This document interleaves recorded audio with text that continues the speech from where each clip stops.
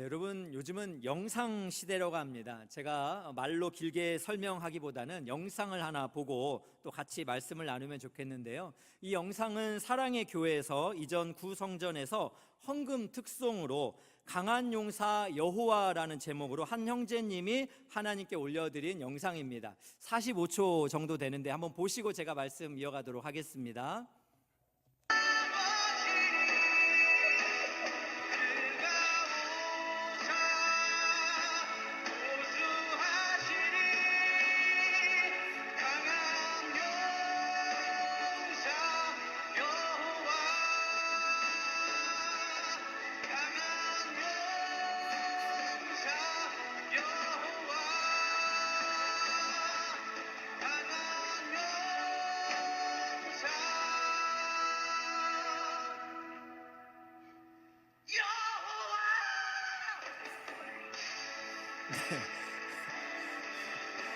네, 여기까지 보도록 하겠습니다. 여러분 이렇게 헌금 특송으로 진지하게 강한 용사 여호와를 불렀던 이 형제님, 정말 댓글을 보니까요, 하나님도 웃으셨겠다 뭐 이런 표현이 좀 있고요. 아마 이 청년 그날 밤잠을 잘 수 있었을까 걱정이 됩니다. 나중에 한 유튜버와의 대화를 나눈 것을 보니까요, 이 형제님이 그때 천국에서 지옥으로 가는 느낌이었다라고 이렇게 고백을 한 것을 볼 수가 있었습니다. 그런데 여러분, 이 영상이 조회수가요 257만이에요. 257만. 엄청난 기록을 세우면서 헌금 특송 삑사리, 전설의 삑사리로 꽤 유명해졌습니다. 이게. 그래서 여러분, 당시에 사랑의 교회 음악 간사님이셨는데, 제가 듣기로 지금도 한 교회의 음악 간사님으로 활동을 이렇게 잘 하고 있는 것으로 알고 있습니다. 여러분, 저는 이 분이 이제 또 유튜버와의 인터뷰에서 했던 내용이 참 많은 생각이 들었는데요. 이런 말을 했습니다. 잘난 척, 환호받고 싶어 했고 환상을 꿈꾸었지만 이 실수와 근거 없는 자신감에서 이 삑사리를 경험하며 진짜 강한 용사 여호와 하나님을 만나게 되었고, 그래서 그는 이 삑사리는 하나님 없이 살려고 했던 자기 삶의 요약이었다라고 이렇게 고백을 했습니다. 그러니까 이 참 형제님께서 잘난 척, 노래 잘한다. 또 여러분, 이 강한 용사 여호와, 이게 한번 집에서 혼자 불러보세요. 여호와, 이게 음악 하시는 분들은 이렇게 좀 발성 연습이 된대요. 그래서 제가 알기로 우리 교회 이모 목사님도 이걸로 이렇게 발성 연습을 했다는 얘기를 들은 적이 있습니다.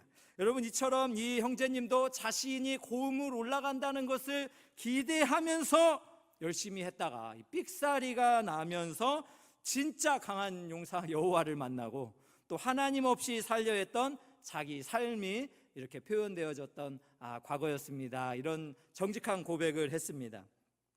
여러분, 저는 이 영상을 접하면서 두 가지 생각이 들었습니다. 한 가지는 우리가 교회 생활하는 데 있어서 참 실수들이 많은데 이 실수들 앞에서 좀 넉넉함을 좀 가질 수 있으면 좋겠다, 이런 생각이 좀 들었습니다.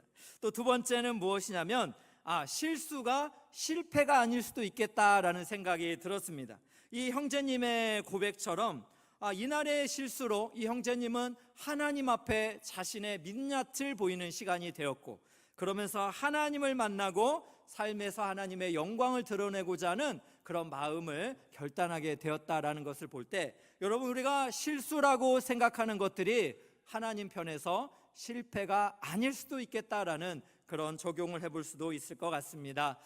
사랑하는 성도 여러분, 오늘은 하나님의 캐스팅에 대해서 좀 말씀을 나누고 싶습니다. 하나님이 우리를 부르시고 하나님이 우리를 보내시는 것에 대해서 한번 의미를 찾아보기를 원하는데요. 오늘 본문의 배경은 기드온의 시대입니다. 하나님께서는 이 시대의 사사로 기드온을 불러주셨다라는 것입니다. 그렇다면 여러분, 이 시대의 배경을 살펴보면 이스라엘이 우상 숭배로 말미암아 하나님 앞에서 범죄하였습니다. 그래서 하나님께서는 미디안 사람들을 통하여서 7년 동안, 무려 7년 동안을 이스라엘을 압제하고 괴롭혔습니다. 그래서 미디안 사람들은요, 끊임없는 공포와 두려움을 주면서 이스라엘을 폭행했다고 합니다. 그래서 이스라엘 사람들은 산이나 동굴이나 요새 등에서 은친처를 만들어 놓고 두더지처럼 숨어서 살아야 했다라고 합니다. 또 이스라엘의 농사들을 미디안 사람들이 망치면서 생존을 위협하기도 했고요. 또 양이나 소나 낙이나 가축들도 모두 빼앗아 갔답니다. 그래서 오직 힘이 세다는 이유로 주기적으로 찾아와서 이스라엘의 미래와 희망을, 또 그렇게 생명을 끊어버리겠다라는 그런 강력한 의지로 심각하게 위협을 했다라고 합니다.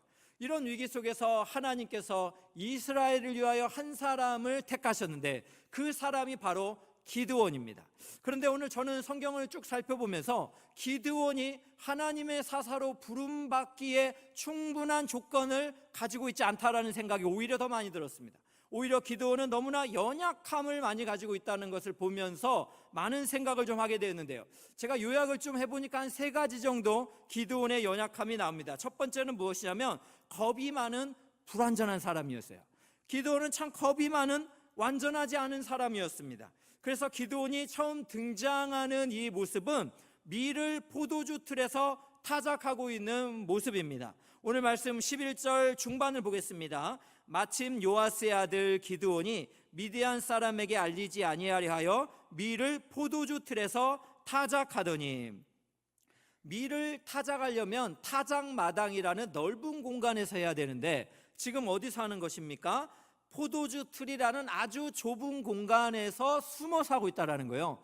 왜 그런가라고 살펴봤더니 미디안 사람에게 안 들키려고. 혹여라도 미디안 사람에게 들키면 이 밀들을 다 빼앗길 거라는 두려움을 가지고 있었기 때문에 그는 참 비겁하게 숨어서 또 자기의 한 끼니를 걱정하면서 그렇게 참 영웅의 모습이라기보다는 매우 참 겁쟁이의 모습으로 이렇게 보여지고 있는 부분입니다. 여러분, 이 초라한 기드온을 보면서 무슨 생각이 듭니까? 이 사람이 정말 이스라엘을 구원할 만한 그런 자격이 있을까? 이런 생각이 우리가 들 것입니다. 또 두 번째 기드온의 연약함을 보면 환경에 따라 하나님의 사랑을 생각하는 평범한 사람입니다.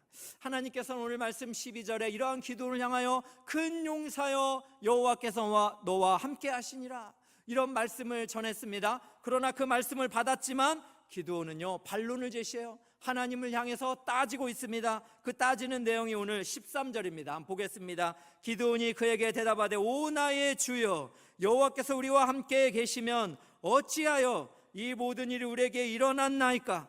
또 우리 조상들이 일찍이 우리에게 이르기를 여호와께서 우리를 애굽에서 올라가게 하신 것이 아니냐 한 그 모든 이적이 어디에 있나이까? 이제 여호와께서 우리를 버리사 미디안의 손에 우리를 넘겨주셨나이다. 지금 기드온이 하나님을 향해서 뭐라고 지금 반론을 제시합니까? 하나님께서 이스라엘과 함께 하시면 왜 우리가 이런 고통을 겪어야 되는 것입니까? 따지고 있는 거예요. 또 옛적 우리 조상들에게 약속했던 그 하나님의 기적은 왜 지금 하나도 보이지도 않고 하나님 왜 이렇게 숨어 계시는 거예요? 하나님께 지금 반론을 제시하는 거죠. 또 세 번째는 무엇입니까? 지금 눈에 보이는 우리의 환경을 좀 보세요. 하나님이 지금 우리를 사랑하는 거 맞습니까? 우리가 미디안 사람들에게 7년이나 이렇게 공포에 두려워 떨고 있는데 어찌 하나님이 우리를 사랑한다 할 수 있습니까? 오히려 우리를 버린 거 아닙니까? 하나님 사랑은 우리에게 없습니다. 우리를 이방인에게, 선민을 이방 족속에게 버리신 거 아닙니까? 이렇게 하나님 앞에 따지고 있는 것입니다. 여러분, 비슷하지 않습니까? 우리의 연약한 신앙의 자세 아닙니까? 우리도 우리의 주변의 환경에 만족스럽지 않으면 왜 우리가 고통을 겪어야 돼요? 왜 우리가 하나님의 기적은 아직도 이렇게 나타나지 않는, 또 하나님 우리를 버리신 거 아니에요? 나를 정말 이렇게도 안 사랑할 수 있나? 여러분, 이런 생각이 드는 연약한 모습. 그러니까 여러분, 지금 기드온도 매우 평범한 사람이었다라는 것입니다. 세 번째 기드온의 연약함 무엇입니까? 표징이 있어야만 믿는 의심이 많은 사람입니다. 오늘 말씀 17절 말씀을 보면 하나님께 기드온은 무엇을 요구합니까? 확실한 표징을 보여달라는 거예요. 눈에 보이는 확실한 표징을 보여줘야 내가 말하고 있는 당신이 주님이신 줄 믿겠습니다, 이런 이야기를 하는 거예요. 무슨 이야기를 하는 거예요? 우리도 역시 뭔가 눈에 보여져야 하나님 믿겠습니다, 이런 태도하고 똑같은 거 아닙니까? 여러분, 특별히 하나님께서 사사들을 부르시는데 이 기드온을 부르시는 내용은 좀 길어요. 내용이 왜 긴가 보면 하나님이 기드온을 계속해서 설득하고 있는 거예요. 기드온이 하나님의 말씀을 믿지 않고 하나님의 부르심을 신뢰하지 않으니까 하나님이 계속해서 설득을 하면서 주저주저하고 있는 이 의심 많은 기드온을 이렇게 참 설득하고 있다는 것을 볼 수가 있습니다. 여러분, 이처럼 기드온은 매우 연약한 사람이었습니다. 사사로 부름받을 만한 자격을 가지고 있지 않았습니다. 그럼에도 불구하고 하나님은 기드온을 사사로 부르셨다라는 것입니다. 이스라엘을 구원할 구원자로 미디안에게 보내셨다라는 것입니다. 그렇다면 여러분, 우리가 여기서 생각해 보고 싶은 것은 이렇게 약점투성이인 기드온을 하나님께서 부르시고 보내신 것을 통해서 이 시대를 살아가는 우리에게 무엇을 말씀하시고자 하는 것일까? 한 두 가지 정도 우리가 그 메시지를 좀 찾으면 좋겠는데요. 첫 번째는 무엇이냐면 하나님의 부르심에는 사랑이 담겨 있다라는 것입니다. 하나님의 부르심에는 우리를 향한, 공동체를 향한 사랑이 담겨 있다라는 것입니다. 여러분, 사사기를 잘 읽어보면 사사기의 주인공은 사사들이 아닙니다. 사람이 아닙니다. 사사기의 주인공은 하나님이십니다. 여러분, 사사기를 잘 읽어보면 계속해서 반복되고 있는 이스라엘의 범죄의 악순환이 나옵니다. 그것을 한번 우리가 좀 생각을 해보면 이스라엘이 하나님께 범죄를 먼저 합니다. 그러면 그들은 심판으로 말미암아 고통스러운 일들을, 고역을 치르게 되죠. 그러면 너무 힘드니까 하나님 앞에 간구합니다. 그러면 하나님께서 한 구원자를 통해 구원을 하세요. 그러면 그들은 다시 평화를 누리게 됩니다. 그러면 평화 가운데 하나님을 잊어버리고 다시 범죄의 길로 가는 거예요. 이스라엘 백성들은 이런 죄로 인해서 계속되는 범죄의 악순환을 350년 동안, 무려 몇 년요? 350년을 반복하면서 하나님을 떠났다라는 것입니다. 그래서 이스라엘 백성들의 이 범죄함을 향해서, 이 문제를 향해서 사사기의 마지막 장 마지막 절은 한번 보겠습니다. 그때에 이스라엘의 왕이 없으므로 사람이 각기 자기의 소견에 옳은 대로 행하였더라. 이스라엘의 왕이 왜 없습니까? 하나님이 왕이시지 않습니까? 하나님이 이스라엘의 왕이 되셔서 지금까지 함께 하셨고 가나안의 정복 전쟁에서도 승리케 하시며 그들을 돌보셨던 이가 하나님 아닙니까? 그 하나님을 이스라엘이 왕으로 인정하기를 원하지 않았습니다. 그래서 그들은 무슨 생각합니까? 각기 자기의 소견대로 자신이 자기 인생의 왕이 되고자 했던 것이죠. 그래서 내 생각대로, 내 느낌대로, 내 뜻대로 그렇게 살아가기를 원하면서 하나님을 무시했다라는 것입니다. 여러분, 이스라엘이 범죄한 이 사사기의 내용들을 보면 정말 비판하기도 너무 어렵지만 우리의 모습을 너무 닮았고 우리도 하나님 앞에서 너무나 부족한 모습들이 계속해서 우리가 사사기를 통해서 발견을 할 수가 있는 것입니다. 그런데 하나님께서는 이스라엘을 사랑하셔서 이들을 구원하시기 위해서 한 사사를 부르셨다라는 거예요. 그런데 부르신 이 사사들은 우리가 생각하기에 완벽했던 사람들이 아니에요. 오히려 우리가 살펴본 것처럼 기드온 어땠습니까? 오늘 살펴본 대로 겁이 많은 불완전한 사람이었다라는 것이에요. 또 어떻습니까? 환경에 따라 하나님의 사랑을 생각하는 매우 그냥 평범한 사람이었다라는 것입니다. 또 기드온은 어땠습니까? 표징을 보여줘야만 믿는 의심이 많은 사람이었다라는 것입니다. 여러분이 기도만 받으라도 얼마나 이렇게 연약하고 하나님의 사사로 부름받을 이유는 하나도 가지고 있지 않는 사람이라는 생각이 드는데 하나님은 기드온을 부르셔서 이스라엘을 구원하셨다라는 것입니다. 그 안에 어떤 메시지가 도대체 담겨 있는 것일까? 우리가 궁금해할 수밖에 없습니다. 여러분, 또 사사기를 잘 읽어보십시오. 입다라는 사사는 어떻습니까? 기생의 아들입니다. 그는 성경이 말하기를 잡류다라고 이야기합니다. 잡류란 무엇입니까? 건달패들과 몰려다녔다라는 거예요. 그런데 하나님께서 이스라엘을 암몬 자손으로부터 구원하기 위해서 입다를 부르시고 암몬 자손에게 보내셨는데 입다가 무슨 서원을 하나요? 하나님, 이 암몬과의 전쟁에서 승리하면 내가 집에 돌아올 때 우리 집에서 가장 먼저 나와서 나를 반기는 그 존재를 하나님께 번제로 드리겠습니다. 이건 무슨 얘기예요? 문 앞에서 가장 먼저 나오는, 이게 동물만 나옵니까? 사람이 나오면 어떻게 하는 거예요? 근데 당시에 이제 사사기 시대에 이방신을 섬기는 우상의 문화가 인신제사가 있었어요. 이것을 입다가 영향을 받아가지고 감히 하나님 앞에서 자신이 서원을 걸면서 승리를 달라는 어떤 조건을 제시를 하는 거죠.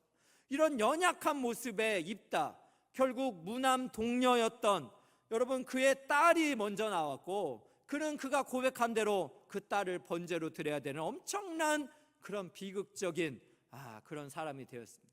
여러분 얼마나 참 부족하고 말도 안 되는 그런 연약한 모습입니까? 또 여러분 우리가 정말 잘 알고 있는 삼손은 어때요? 그는 나실인입니다. 여호와의 규례를 잘 지켰습니까? 무시했죠. 그리고 그는 어땠습니까? 들릴라라는 여자에게 자신의 비밀을 다 고백하면서 자신뿐만 아니라 이스라엘을 심각한 위험에 빠뜨렸다라는 것입니다. 여러분 이렇게 말도 안 되는 사사들, 또 평범했던 한 여인을 통해서도 하나님은 사사로 부르셨다라는 것이에요. 그런데 여러분 기드온, 입다, 그리고 삼손을 보면서도 사사기에서 정말 말씀하시고자 하는 게 무엇일까? 하나님께서 이스라엘을 사랑하시고 이스라엘을 구원하신다라는 것입니다. 또 이 사사들을 보면서 우리가 가져야 되는 결론은 뭡니까? 누구나 사사가 될 수 있다라는 것입니다. 하나님께서는 누구나 다 하나님께서 택하셔서 그를 통하여 이스라엘을 사랑하시기 때문에 구원자로 보내실 수 있다라는 것입니다. 여러분 이것을 생각할 때 하나님의 부르심에는 하나님의 사랑이 담겨 있어요. 하나님께서 기드온을 사랑하셔서, 입다를 사랑하셔서, 또 삼손을 사랑하셔서, 드보라를 사랑하셔서 하나님이 그를 부르셨습니다. 그 안에 사랑이 담겨 있는 거예요. 또 그를 보내셨다라는 것은 또 그 안에 하나님께서 또 사랑을 담아 놓고 계신다라는 것을 우리가 생각을 해볼 수가 있습니다. 여러분 이렇게 부르심 안에는 하나님의 사랑이 담겨 있습니다.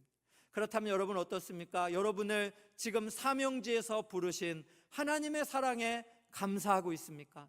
아니면은 하나님 왜 내 환경을 이렇게 만들었어요? 기드온처럼 혹시 따지고 있는 거 아니에요? 하나님 나 여기 사명에서 도망치게 좀 해주세요. 하나님 정말 지긋지긋합니다. 못 살겠습니다. 하나님 정말 나 버리신 거 아닙니까?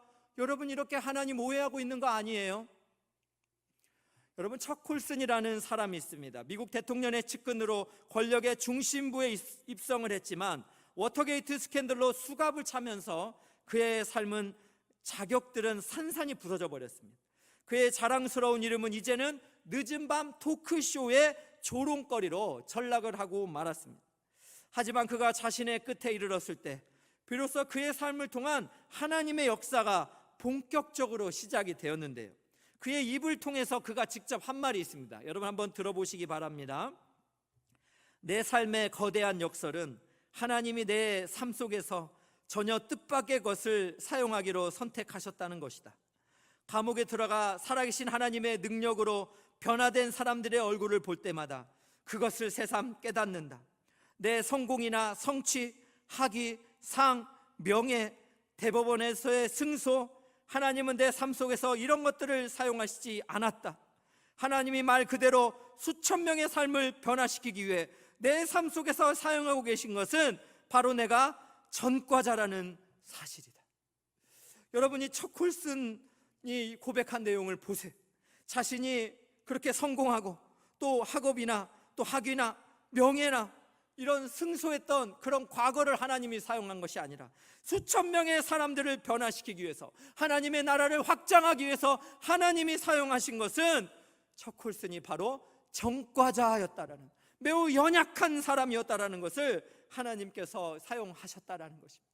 그렇다면 여러분 우리의 약점이라는 것이 때로는 하나님께서 사용하실 수 있는 선한 도구가 될 수 있다라는 것이에요.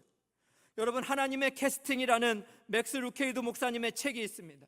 이 목사님께서는 하나님께서 캐스팅한 사람들이 마태복음 1장에 42명의 예수님의 친척들이 나오고 있습니다. 그런데 한 사람 한 사람 살펴보면 그 인물들마다 완벽한 사람들이 아니에요. 허점 투성들이에요. 여러분 첫 번째로 라합을 볼까요? 라합을 이렇게 표현했습니다. 여리고 홍등가의 작고 소박한 업소에서 마담으로 일하던 창녀에 불과했다라고 소개했습니다. 여러분 우리아의 아내 바세바는 어떻습니까? 스포츠신문 가심란의 주인공이었다. 목욕하는 미녀였던 그녀는 다윗 왕의 품을 경유해 성경에 등장할 길을 찾았던 여인에 불과했다라고 평가를 하고 있습니다. 또 여러분, 그의 아들 솔로몬은 어떻습니까? 아내도 많았고 돈도 넘쳐났다. 하지만 그렇게 부자였으면서도 무지하게 외로웠다. 그가 전도서에서 뭐라고 고백합니까? 헛되고 헛되도다. 사람들은 이야기합니다. 그의 묘비에는 아마 헛되고 헛되도다가 기록되어 있을 것 같다라고. 여러분, 이처럼 예수님의 친척들로 나왔던 그 위대한 족보에 올랐던 영광스러운 사람들, 사실은 하나님께 캐스팅을 받았지만 그들은 하나님의 사랑이 없었다면 그 자리에 도저히 설 수 없었던 사람들이었다라는 거예요. 여러분, 이것을 생각할 때 하나님의 사랑을 우리가 잊어버리면 안 됩니다.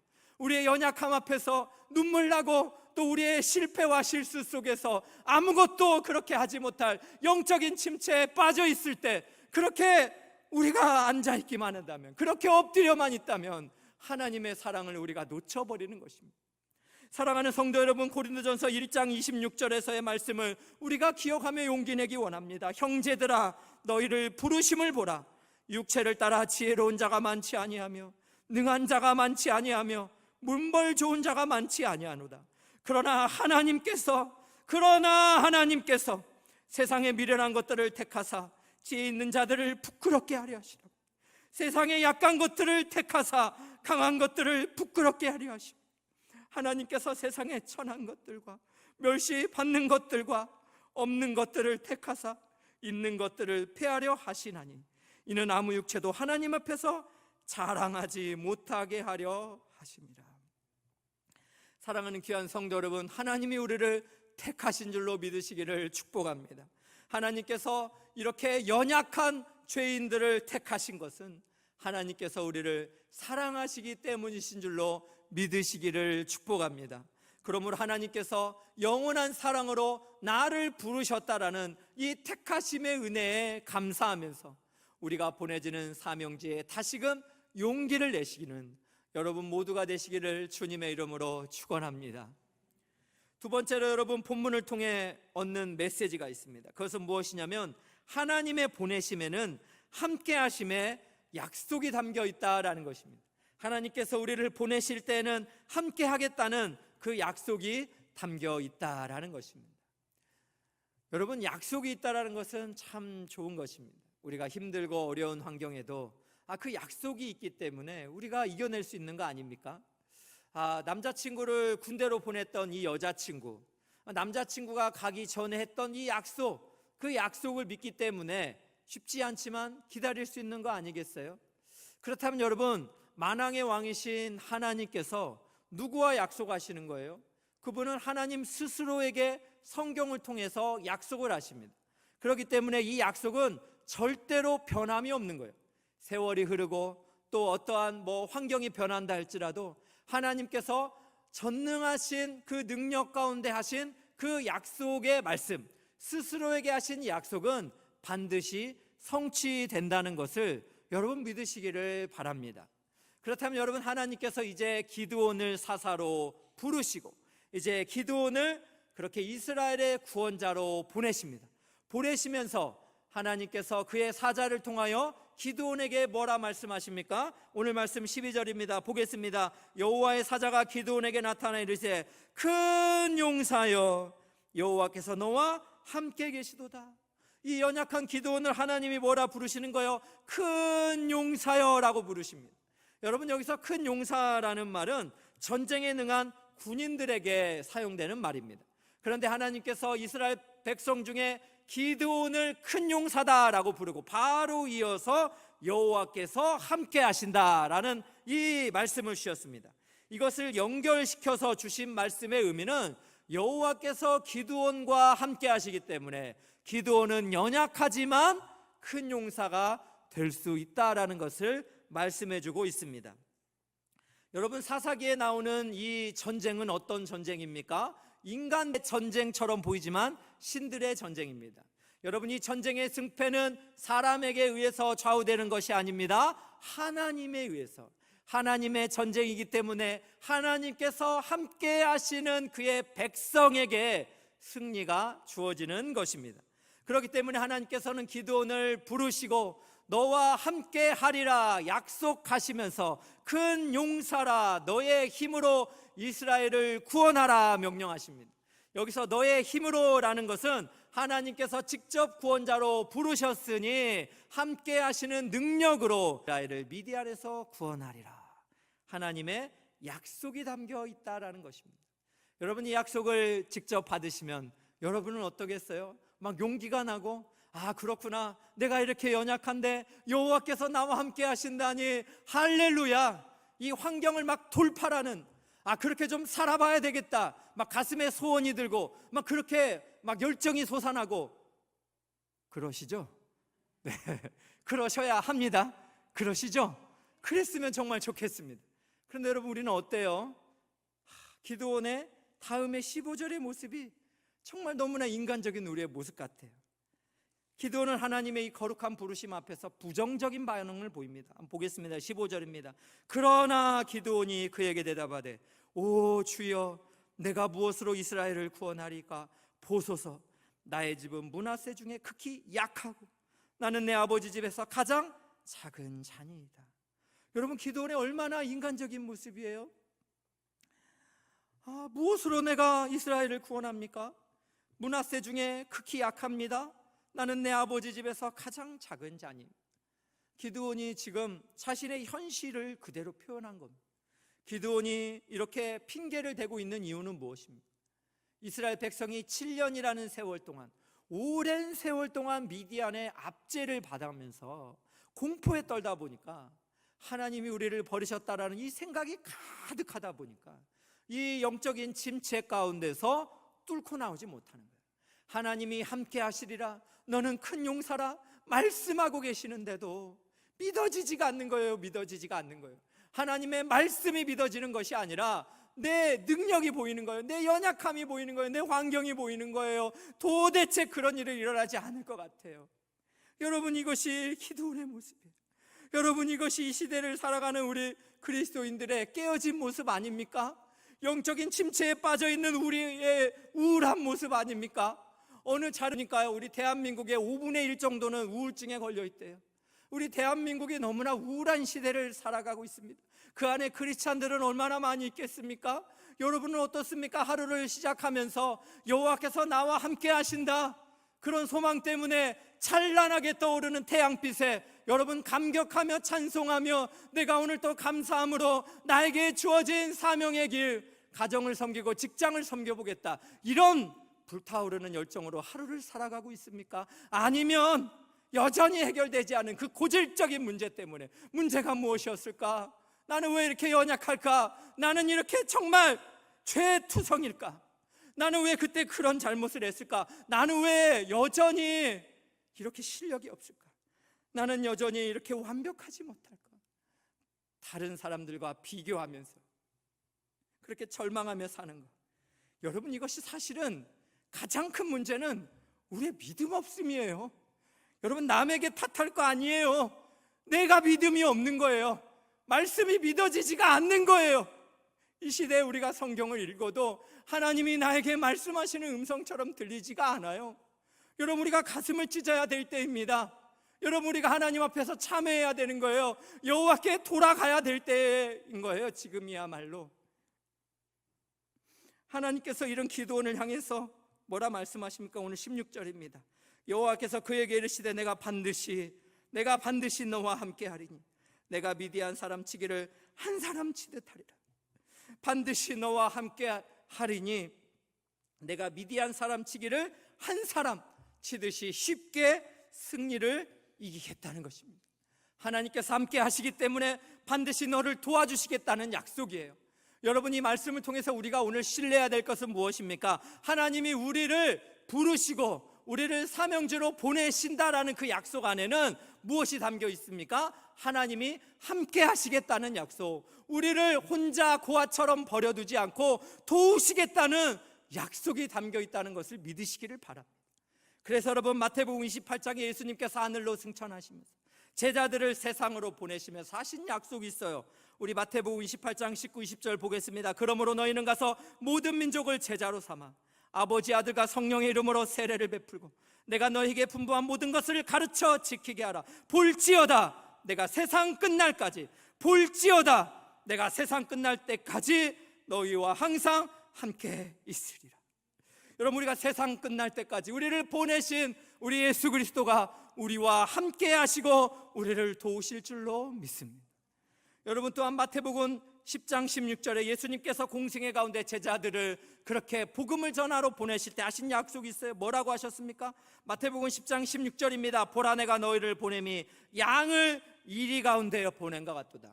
여러분, 어떤 목자가 양을 이리 가운데 보냅니까? 양을 이리 가운데 보내면 잡아먹기라는 거 아니에요. 그런데 예수님이 제자들을 이리 가운데 사단이 많은 송굴 가운데 우리를 보내셨다라는 약속 안에는 내가 양인 너희와 함께하리라. 사망의 음침한 골짜기로 해받을지 않을 것을 두려워하지 말라. 믿으라는 것입니다. 여호와의 지팡이와 막대기로 안위하시겠다는 함께하심에 약속이 있기 때문에 선한 목자 되신 우리를, 양 같은 우리를 이리 가운데 보내는 거 아니겠어요? 여호수아 1장 9절은 어떻습니까? 모세의 다음 지도자 여호수아, 그가 가나안 땅을 정복할 때 얼마나 두려웠겠습니까? 그런데 하나님의 약속을 보겠습니다. 여호수아 1장 9절입니다. 내가 내게 명령한 거 아니라 강하고 담대하라. 두려워 말며 놀라지 말라. 내가 어디로 가든지 내 하나님 여호와가 너와 함께 하느니라. 내가 어디로 가든지 내 하나님 여호와가 너와 함께 하느니라. 사랑하는 귀한 성도 여러분, 하나님께서 우리를 부르시고 보내신다라는 그 의미 안에는 하나님께서 우리와 함께 하시고 우리를 도우신다라는 약속이 담겨 있다는 것을 믿으시기를 주님의 이름으로 축원합니다. 여러분, 저는 이 약속의 말씀을 이렇게 묵상을 할 때 얼마나 감사가 되었는지 모릅니다. 오늘 설교의 제목을 완벽해서 쓰임받는 것이 아닙니다 라고 이렇게 잡을 수 있었던 것도 하나님께서 정말 우리를 사랑하시기 때문에 우리를 부르셨구나라는 이 사실이 너무나 믿음으로 다가왔기 때문에 그렇습니다. 왜 그렇습니까? 이스라엘의 그런 패역한 범죄한 그들을 향해서도 정말 연약한 기드온을 부르신 하나님, 그 안에 하나님의 사랑이 얼마나 깊이 있게 담겨 있는 것입니까? 그리고 그 이스라엘을 구원하기 위하여 연약한 기드온을 이스라엘에게 또 그렇게 참 함께 하시어 미디안에게 보내시는 하나님, 여러분, 그 보내시는 하나님의 함께 하심에 도우심에 그 약속과 사랑이 담겨 있다라는 것을 생각할 때 여러분, 우리를 정말 보잘것없는 이 평범한 우리를 사랑해 주신 것도 감사한데 우리를 부르셔서 하나님에게 정말 드릴 수 있는 사명을 우리에게 맡겨주시고 또 우리를 보내시면서 함께 하겠다 약속까지 해주시니 여러분, 이 안에 담겨있는 하나님의 사랑과 그 긍휼과 인자하심 앞에 우리가 얼마나 감사와 영광을 올려드릴 수 있겠습니까? 저는 오늘 설교를 마치면서 한 이야기가 생각이 났습니다. 이 이야기는요, 소를 사육하는 어느 농가에서 송아지를 이렇게 참 기르는 이야기입니다. 이 농가에서 송아지가 이렇게 한 마리가 태어났는데요, 이 송아지가요 발이 3개밖에 없었대요. 발이 4번째 발이 있기는 한데 아주 작아서 그 발로는 땅을 참 걸어 다닐 수가 없었답니다. 그래서 이 송아지는요 땅에 어깨를 이렇게 대고 3발로 배밀이를 하면서 움직일 수밖에 없었다고 합니다. 4발을 가진 송아지들은요 이 송아지를 괄시하면서 뒷발로 막 차버리기도 했대요. 젖도 먹을 수 없게 하고요, 사료도 먹지 못하게 하였다 그래요. 그래서 그 송아지는요 항상 구석에서 혼자 그렇게 지내야만 했다든. 친구들이 배불리 먹고 돌아서면 그때서야 기어가서 남은 사료를 이렇게 먹곤 했다고 합니다. 주인은 그 모습을 보고 너무 안쓰러워서 송아지 방을 나중에는 또 따로 만들어 주었습니다. 그리고 젖 먹을 때는 엄마 젖소를 오히려 데려다가 그 방에 집어넣어서 젖을 먹을 수 있도록 했다가 합니다. 또 사료도 그 방에 넉넉히 부어줘서 이 정말 송아지가 살 수 있도록 해줬다라는 것이죠. 주인의 마음에는요 항상 이 연약한 송아지가 있었다라는 것입니다. 여러분, 그러던 어느 날 이제 마을의 사람들이 이 소를 사러 왔다고 합니다. 그러면서 이 주인에게 향해서 이 정말 이 연약한 송아지 얼마에 팔 것이느냐 물었대요.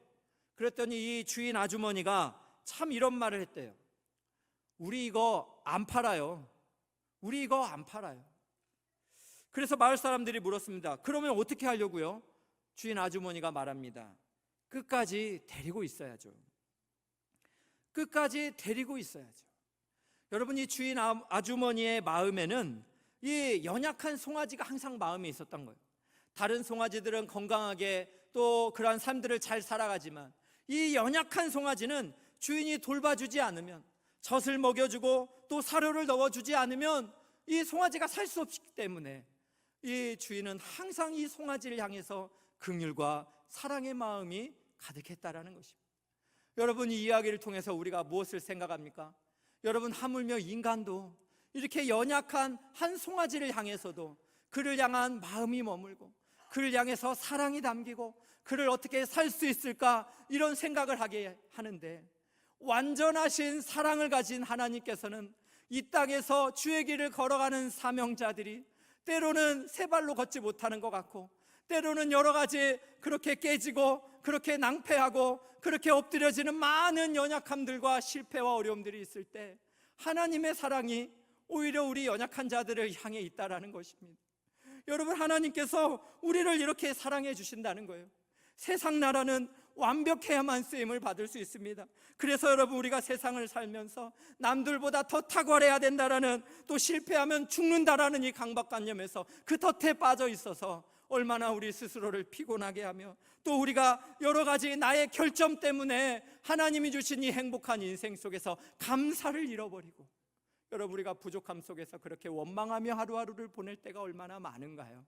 그러나 여러분, 오늘 성경의 말씀처럼 하나님이 우리를 사랑하시는 줄로 믿으시기를 바랍니다. 우리의 결점, 우리의 연약함, 우리의 그렇게 넘어짐과 깨짐, 아픔, 상처, 우리의 그 불쌍함이 하나님의 사랑과 또 인애가 머무는 축복의 기회요 통로가 될 수 있다는 것을 믿으시기를 주의 이름으로 축원합니다. 저는 오늘 말씀을 이렇게 마무리하면서 우리 엘사랑교회 귀한 우리 성도 여러분, 하나님께서 우리를 사랑하시고 우리를 부르신 줄로 믿으시기를 축원합니다. 그래서 여러분, 우리를 부르신 그 사랑 가운데 항상 감격하고, 또 우리를 보내시는 사명의 현장에서 우리와 함께 하시겠다, 우리를 도우시겠다, 이 약속의 말씀을 붙들면서 현재의 고난도 하나님을 바라보면서 넉넉히 승리하시기를 예수 그리스도의 이름으로 축원합니다.